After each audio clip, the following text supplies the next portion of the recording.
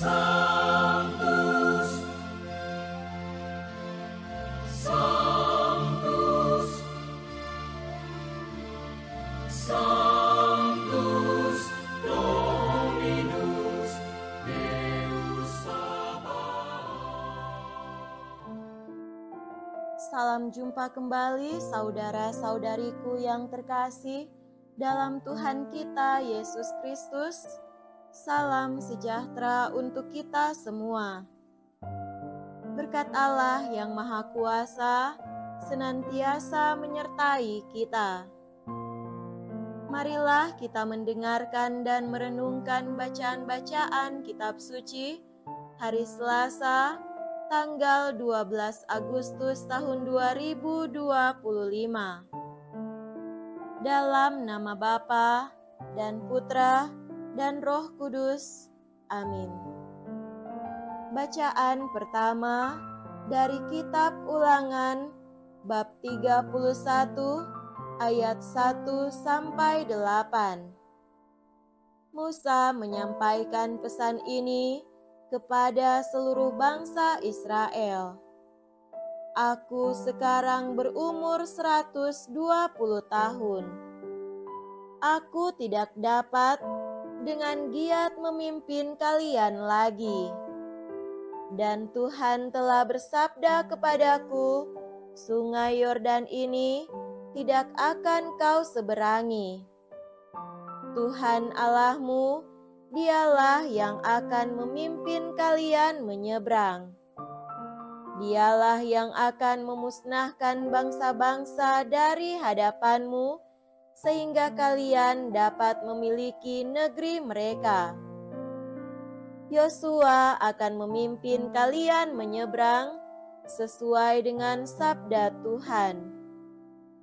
Tuhan akan memperlakukan bangsa-bangsa itu sebagaimana Ia telah memperlakukan Sihon dan Og, raja-raja orang Amori yang telah dipunahkannya beserta negeri mereka. Tuhan akan menyerahkan bangsa-bangsa itu kepadamu, dan kalian harus memperlakukan mereka tepat seperti perintah yang kusampaikan kepadamu. Kuatkanlah dan teguhkanlah hatimu, janganlah takut dan jangan gemetar karena mereka, sebab Tuhan Allahmu, Dialah yang berjalan menyertai kalian. Ia takkan membiarkan dikau dan takkan meninggalkan dikau. Musa lalu memanggil Yosua dan berkata kepadanya di depan seluruh orang Israel, kuatkanlah dan teguhkanlah hatimu, sebab engkau akan masuk bersama dengan bangsa ini ke negeri yang dijanjikan Tuhan dengan sumpah kepada nenek moyang mereka untuk memberikannya kepada mereka. Dan engkau akan memimpin mereka sampai mereka memilikinya. Sebab Tuhan, Dia sendiri yang akan berjalan di depanmu, Dia sendiri yang akan menyertai engkau. Dia takkan membiarkan dikau dan takkan meninggalkan dikau. Janganlah takut dan janganlah patah hati. Demikianlah sabda Tuhan. Syukur kepada Allah. Semoga Tuhan beserta kita sekarang dan selama-lamanya. Inilah Injil suci menurut Santo Matius. Dimuliakanlah Tuhan. Injil Matius bab 18 ayat 1 sampai 5 dilanjutkan dengan ayat 10 dan ayat 12 sampai 14. Sekali peristiwa, datanglah murid-murid dan bertanya kepada Yesus, "Siapakah yang terbesar dalam kerajaan surga?" Maka Yesus memanggil seorang anak kecil dan menempatkannya di tengah-tengah mereka, lalu berkata, "Aku berkata kepadamu, sungguh, jika kalian tidak bertobat dan menjadi seperti anak kecil ini, kalian tidak akan masuk ke dalam kerajaan surga. Sedangkan barang siapa merendahkan diri dan menjadi seperti anak kecil ini, dialah yang terbesar dalam kerajaan surga. Dan barang siapa menyambut seorang anak kecil seperti ini dalam namaku, ia menyambut aku. Ingatlah, jangan menganggap rendah seorang pun dari anak-anak kecil ini. Karena aku berkata kepadamu, malaikat-malaikat mereka di surga selalu memandang wajah Bapa-Ku yang di surga." Lalu Yesus bersabda lagi, "Bagaimana pendapatmu?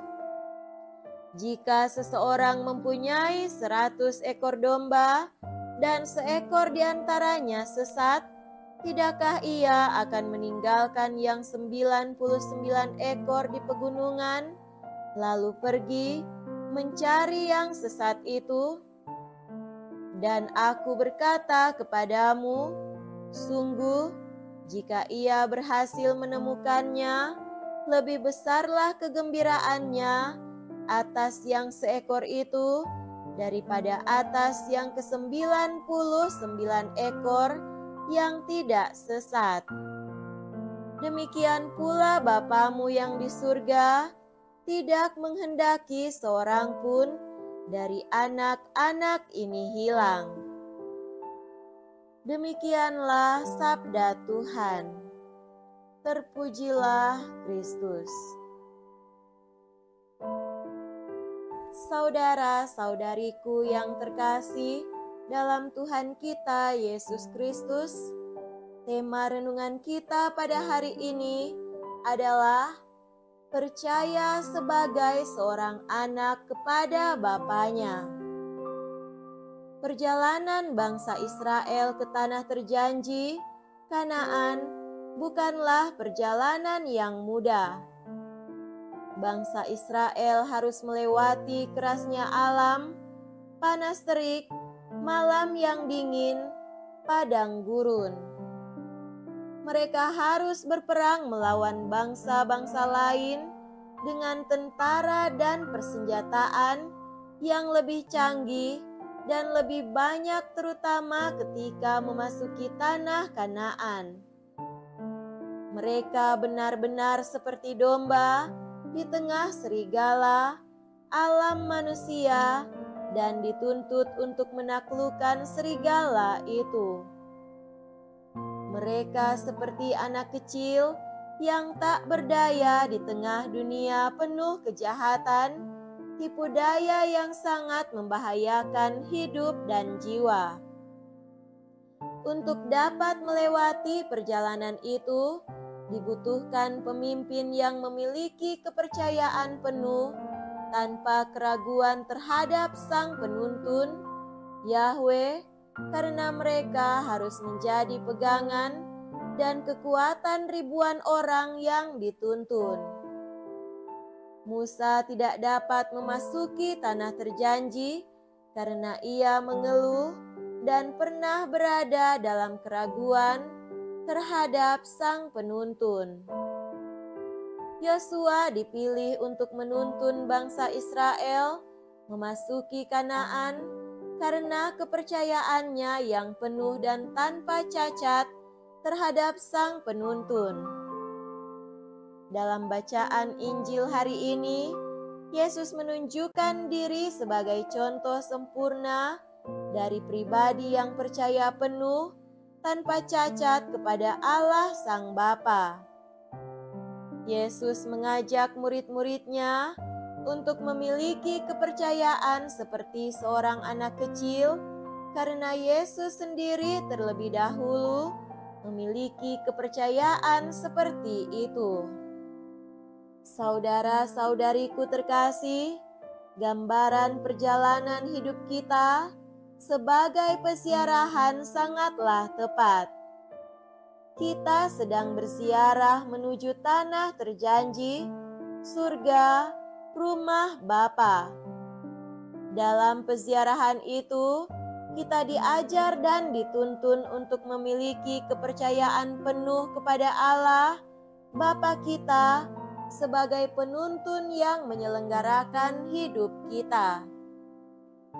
Kita diajak untuk melihat diri kita sebagai anak kecil di tengah dunia dan diminta untuk hidup dalam kepercayaan sebagai seorang anak kecil. Artinya, kita tidak dapat terlalu percaya diri, menggampangkan segala sesuatu, sombong, takabur. Sebaliknya, kita perlu melihat diri kita sebagai pribadi-pribadi yang rentan, disesatkan, dan dibunuh dalam dunia yang penuh dosa dan kejahatan. Hanya dengan demikian, maka kita akan sadar betapa kita membutuhkan Tuhan dalam hidup dan betapa Tuhan sesungguhnya telah mengajar dan menuntun kita hingga saat ini. Marilah kita menanggalkan rasa aman dan kepercayaan semu atas jaminan-jaminan duniawi, melihat betapa rentannya jiwa kita, namun terutama melihat, mengenal, dan percaya betapa kuat, hebat, dan kasih Allah yang menuntun kita. Semoga demikian. Amin. Dalam nama Bapa dan Putra dan Roh Kudus. Amin.